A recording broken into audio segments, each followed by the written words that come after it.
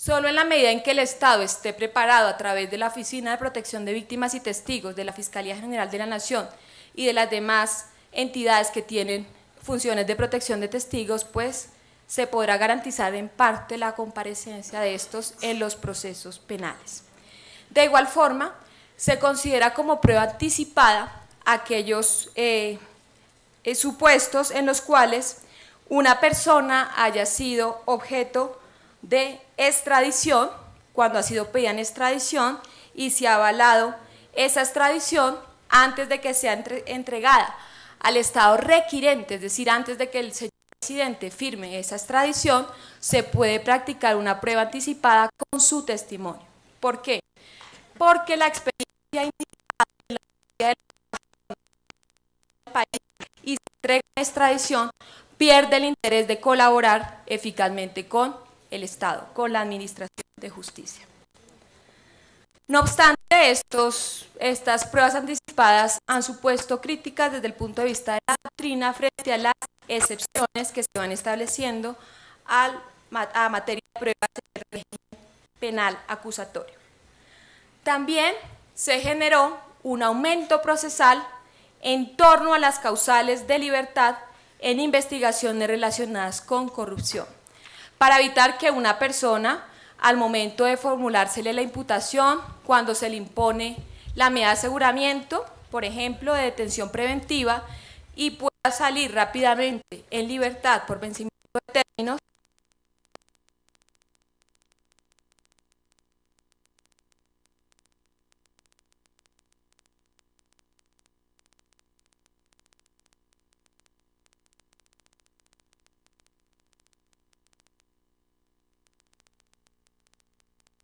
al momento de formulársele la imputación, cuando se le impone la medida de aseguramiento, por ejemplo, de detención preventiva, y pueda salir rápidamente en libertad por vencimiento de términos, se consideró importante aumentar el término que tiene la Fiscalía para formular, por ejemplo, la acusación o llevar a la persona a una audiencia preparatoria cuando se trate de delitos que cumplan los 3 requisitos: delitos de administración pública o que recaigan sobre bienes del Estado, 3 o más procesados en el mismo proceso penal, en la misma investigación por actos de corrupción, delitos que proceda a la detención preventiva porque el monto mínimo es de 4 años o son de competencia de los jueces especializados. La Fiscalía cuenta con un término mucho mayor para resolver las solicitudes de libertad. Y también en materia procesal se consideró que la prisión domiciliaria no podía seguirse trabajando con un criterio extensivo para los posibles responsables de actos de corrupción. Además de las restricciones que existen en la actualidad, se introducen nuevos delitos respecto de los cuales no procede la detención domiciliaria. ¿Cuáles son esos delitos? El enriquecimiento ilícito. Y valga la pena anotar que en materia de enriquecimiento ilícito se amplió el término de los 2 a los 5 años cuando una persona deja el cargo, deja de ejercer funciones públicas y enriquece injustificadamente su patrimonio, podrá ser autor del delito de enriquecimiento ilícito. El término es de 5 años. Fíjense ustedes la ampliación tan amplia que se hace en este caso. Y hay que recordar que el delito de enriquecimiento ilícito continúa siendo uno de los delitos más criticados en el escenario internacional, de ahí que no existan muchos países, porque la inversión de la carga de la prueba se hace al ciudadano. Es el ciudadano investigado el que debe demostrar que esos bienes no tienen una procedencia en actividades ilegales, y el monto de la pena es bastante alto, de 5 a 10 años. También se restringe la detención domiciliaria para el delito de soborno transnacional, la celebración indebida de contratos, el interés indebido en la celebración de contratos y el tráfico de influencias. Voy a enumerarles también algunos delitos que se crean con este estatuto y que hasta antes de la ley 1474 no existían en Colombia. Siguiendo la experiencia de países como España, Alemania e Italia, se crea el delito de corrupción privada. Justamente para castigar a aquellos particulares que en el marco de empresas o sociedades de economía mixta realicen actos indebidos de apropiación de recursos de terceros. Y la pena que se introduce en este estatuto es de 4 a 8 años. Se crea el delito de administración desleal fraudulenta. En Colombia no teníamos y no tenemos todavía dentro del Código Penal un título específico que castigue los delitos societarios, pero con la introducción de este delito de administración desleal fraudulenta estamos abriendo paso a una nueva lucha contra la criminalidad societaria y empresarial con penas de 4 a 8 años, es decir, penas que no son objeto de beneficio de excarcelación. Les decía que la crisis de la salud también tuvo su reflejo en este estatuto de anticorrupción a través de la creación del delito de omisión de controles en el sector salud. Cuando se omite un control, se está facilitando directamente un acto de corrupción, más aún en el sector salud. La pena va a ser de 38 a 128 meses. En materia de acuerdos restrictivos a la competencia, cuando estamos hablando de licitaciones públicas que se generan o se cometen falsificando o cometiendo actos fraudulentos, hablamos de penas de 6 a 12 años, porque esto afecta la confianza del mercado y de las relaciones públicas en el seno de las organizaciones mercantiles. Y el delito de tráfico de influencias del particular también existe hoy en nuestro país. Se criticaba por qué los particulares tenían tanta laxitud en torno a la reacción del derecho penal con la corrupción. Una manifestación clara de esta es la existencia del delito de tráfico de influencias del particular con pena que va de 5 a 10 años.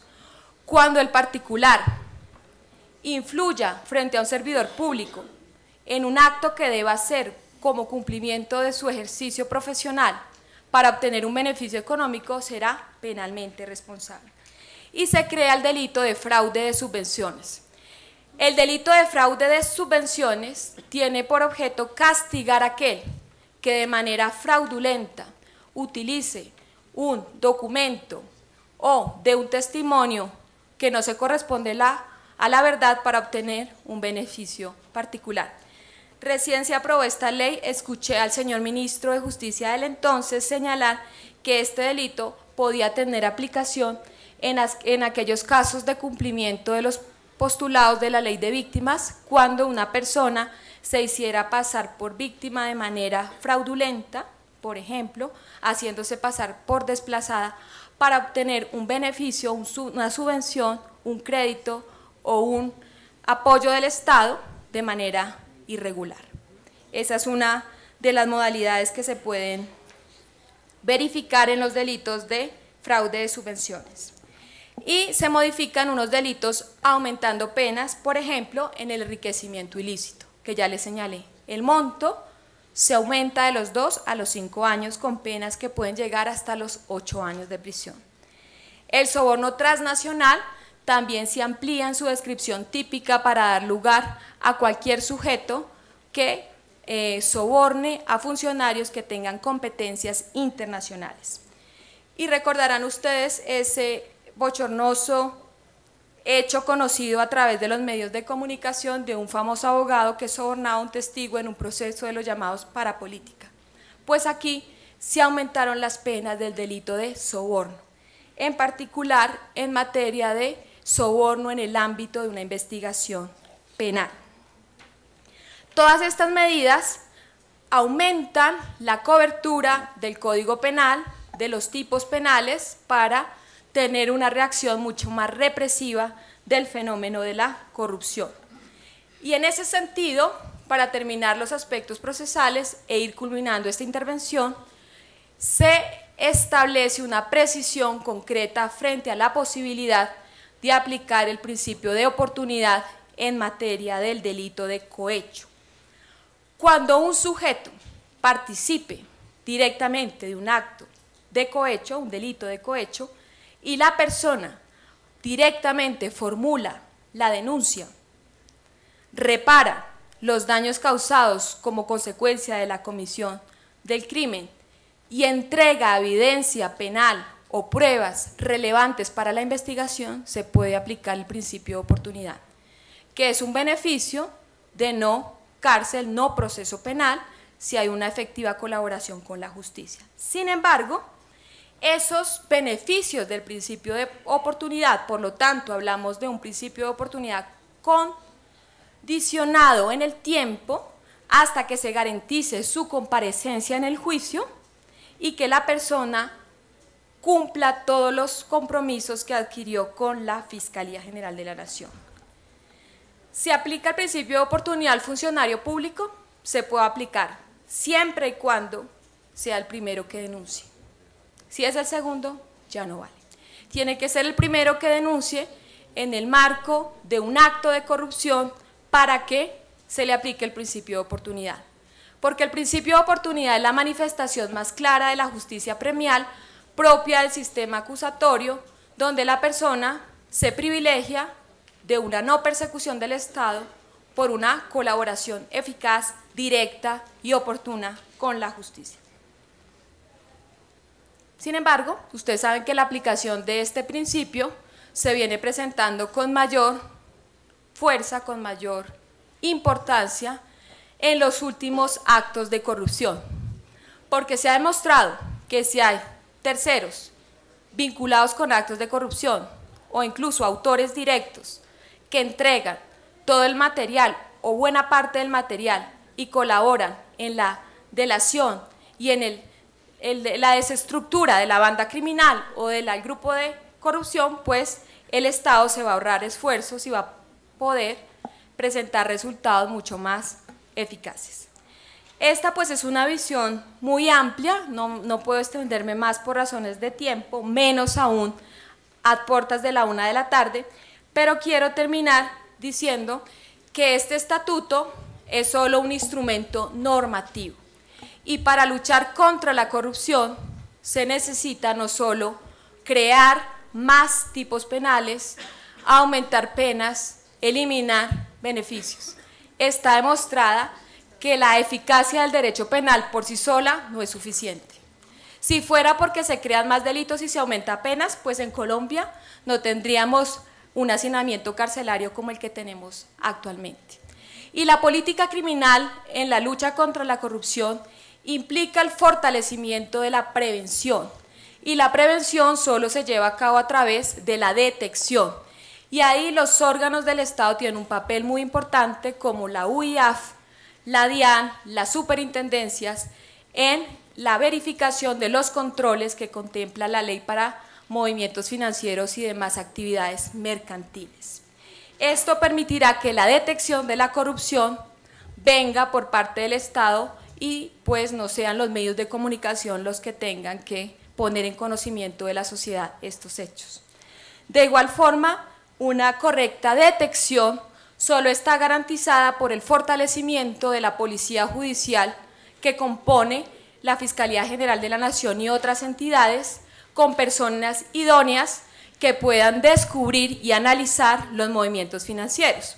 Simplemente una reflexión en torno a un conocido caso de la presente década de un banco donde se estaban investigando movimientos financieros y estados contables que se encontraban en inglés y que se desarrollaban incluso en la Bolsa de Nueva York.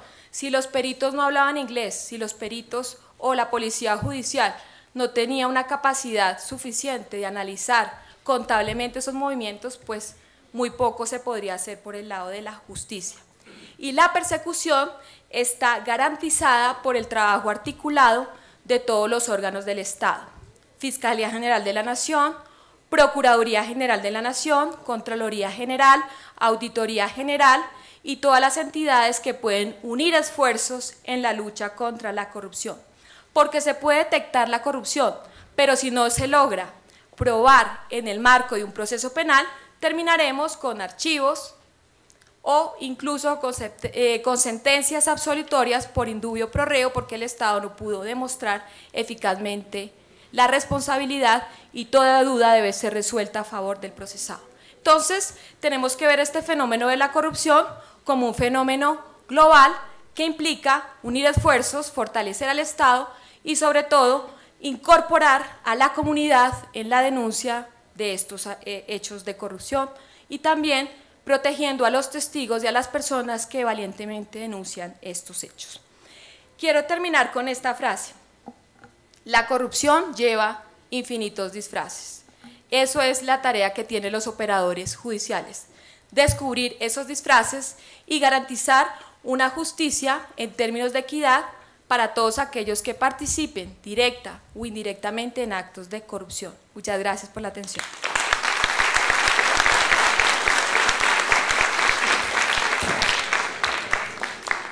Queremos agradecerle a la doctora Paula Andrea Ramírez Barbosa, procuradora delegada del Ministerio Público en Asuntos Penales. Y vamos con la última intervención de esta primera parte del foro, y es la del doctor José Miguel de la Calle Restrepo, superintendente de Industria y Comercio. Es abogado de la Universidad del Rosario, con maestría en Derecho de la Universidad de Harvard. Se desempeñó durante 10 años en la firma de abogados de la calle Chemás, Reyes y Asociados, en los campos de Derecho Constitucional, Derecho Financiero y Litigio Público y Privado. De la Calle también ha sido profesor en las universidades de los Andes y el Externado de Colombia, en materias como instituciones políticas internacionales y contratos privados. Asimismo, ha sido investigador en los temas de justicia, derecho y desarrollo social. Autor de libros y artículos de derecho y columnista ocasional de periódicos y revistas nacionales. Démosle la bienvenida, por favor, al doctor José Miguel de la Calle, superintendente de Industria y Comercio.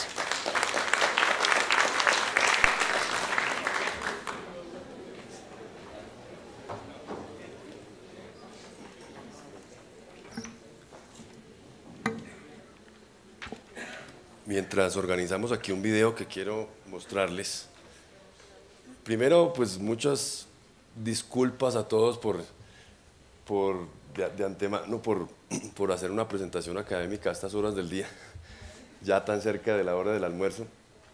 Espero que sea de utilidad para todos y que sea agradable ver la información que les voy a presentar. Un saludo pues aquí a la mesa directiva, al doctor Marco Antonio Velilla, a la doctora Paula Andrea Ramírez, que nos hizo una presentación muy ilustrativa. Muchas gracias por esa pasada por las nuevas normas del derecho penal. Al doctor Luis Guillermo Vélez, un saludo especial, superintendente de sociedades, el doctor Óscar Ortiz, con quien compartimos nuestra universidad y que ha trabajado también en estos temas de corrupción. Un saludo especial al doctor Gustavo López, al doctor Marino Tadeo Henao, al doctor Luis Edmundo Suárez, director de la UIAF, a todos ustedes asistentes, muchas gracias por la invitación, a los asistentes de la parte alta que no se notan tanto, pero que están también muy atentos, muchas gracias por estar dispuestos a esta reunión. Yo, si el video no se pudo. Bueno, teníamos un video de una propaganda institucional que va a salir o yo no sé si ya está saliendo en el canal institucional, sobre la colusión, que era ilustrativo. Se los quedo debiendo porque creo que no vamos a poder verlo.